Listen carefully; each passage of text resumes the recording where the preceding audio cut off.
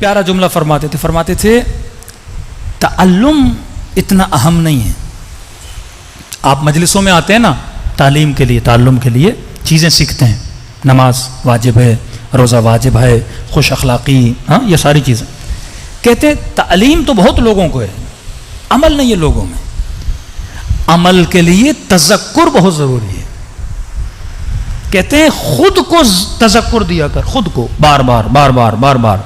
خدا نہ خواستہ جھوٹ بولا ہے، خود کو بار بار بولا کر، اے بندے خدا تو نے اتنا بڑا گناہ کر دیا، تو نے اللہ کے دربار میں جھوٹ بولا، تو نے اتنا بول تاکہ تیرے وجود کو اس کی کیا ہو جائے، عادت ہو جائے. کبھی کبھی دل کچھ کہتا ہے، عقل کچھ کہتا ہے. امام خمینی فرماتے ہیں جب یہ دو چیزیں تیرے پاس آئے نا، دل ہے کوئی خواہش اظہار کرتا ہے کہ میں کروں، عقل حکم کہتا ہے نہ کرو. یہ امیر المومنین کا بھی قول ہے. فرماتے ہیں فوراً عقل کی سنا کرو، دل کی نہ سنا کرو. اور جب تم ریپیٹڈلی عقل کی سنو گے تو دل بھی تابع عقل بن جائے گا. یہ سکون کی سب سے بڑی کنجی ہے. لوگ بے سکون کیوں رہتے ہیں؟ کیونکہ ہمیشہ دل اور عقل میں جنگ چھڑی رہتی ہے. دل کچھ کہتا ہے، عقل کچھ کہتی ہے. اکثر کئی نوجوان آتے ہیں، مولانا کوئی لڑکی پسند آ گئی ہے، دل کرتا ہے شادی کروں، عقل کہتا ہے نہ کرو، خاندان اچھا نہیں ہے، ہاں اور بہت سارے مسائل ہیں، والدین راضی نہیں ہیں. اب جب دل اور عقل کی جنگ ہوتی ہے نا تو بندہ بے سکون ہو جاتا ہے، نہ یہاں کا رہتا ہے نہ وہاں کا رہتا ہے. امیر المومنین فرماتے ہیں فوراً عقل کی مان، پھر آہستہ آہستہ یہ دل تیرے عقل کے کنٹرول میں آ جائے گا. اور دل جب عقل کے کنٹرول میں آیا تو بندے کی زندگی میں کیا آ جاتا ہے؟ سکون آ جاتا ہے. کیلکولیشن کر اپنے عقل کے، اگر سکون چاہتے ہو زندگی میں تو کس کی سنو؟ عقل کی سنو. اور عقل کون سا؟ جو تابع وحی پروردگار عالم ہو.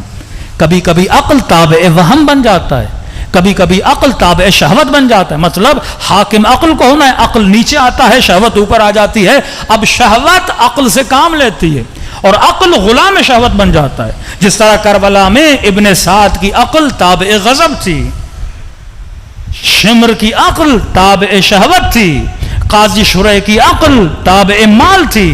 جو مال کہہ رہا تھا اسی کے مطابق وہ اپنے عقل کو چلا رہا تھا. صلوات پڑھے محمد وآل محمد پر.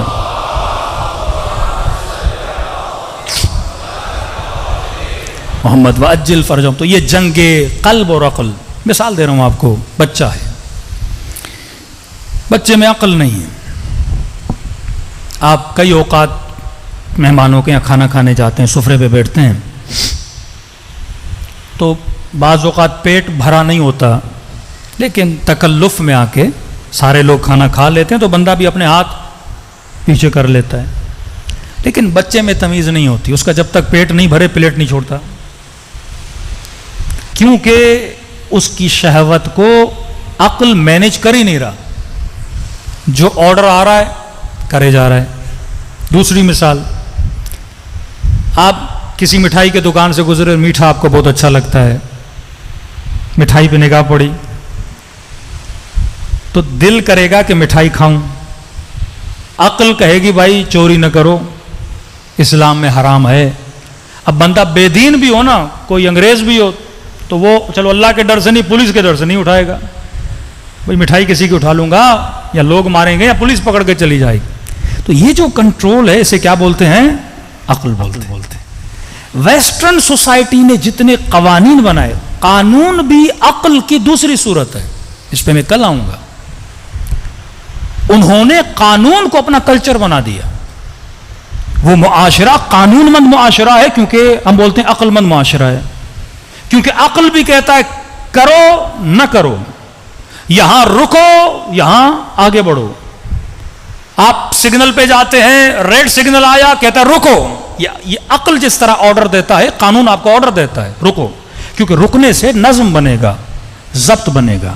گرین سگنل ہوا چلو، دوسری گاڑیاں رک گئی، ایکسیڈنٹ سے بچانے کے لیے اس کو مینیج کرتا ہے اور وہ آپ کی باڈی کو مینیج کرتا ہے.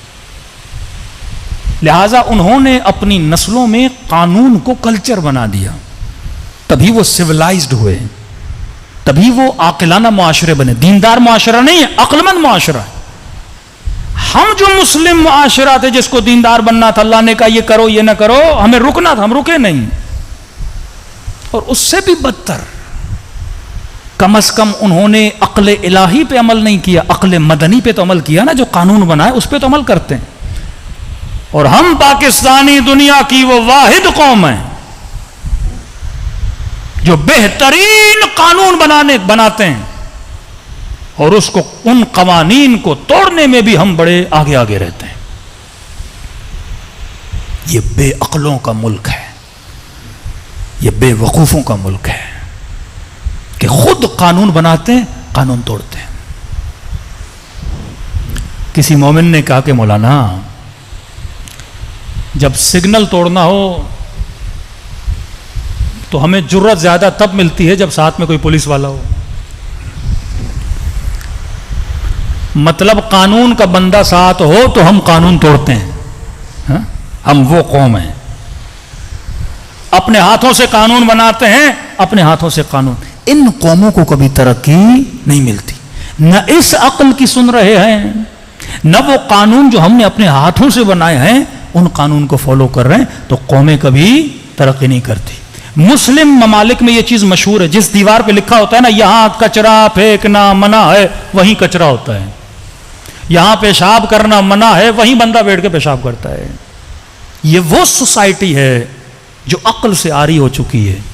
یہ وہ سوسائٹی ہے جس نے اپنی زندگی کو نظم اور ضبط نہیں دیا عقل سے. اور مولا علی نے صحیح کہا، الناس علی دین ملوکہم، لوگ اپنے حکمرانوں کے دین پہ ہوتے ہیں.